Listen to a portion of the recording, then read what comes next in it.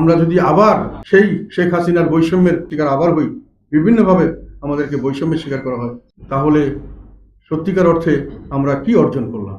এটা একটা মূল্যায়নের সময় এসে গেছে। এবং আমরা চাই, সামনের দিকে একটা কথা আমি পরিষ্কার বলতে চাই, আমাদের দল একটি জাতীয় পর্যায়ের রাজনৈতিক দল। বারংবার কবর দেওয়ার পরেও আমরা কবর থেকে উঠে এসেছি, আমাদেরকে কেউ ধ্বংস করতে পারে নাই।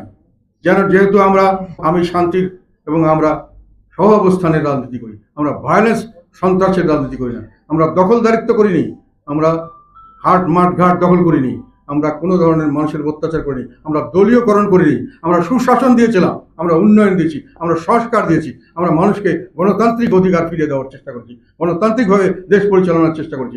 মানুষ এটা আমাদের স্মরণ করে এবং এইটা আমরা ধরে রাখবো এবং তার জন্য আমরা যে কোনো ধরনের ঝুঁকি নিতে রাজি আছি দেশের জনগণের জন্য।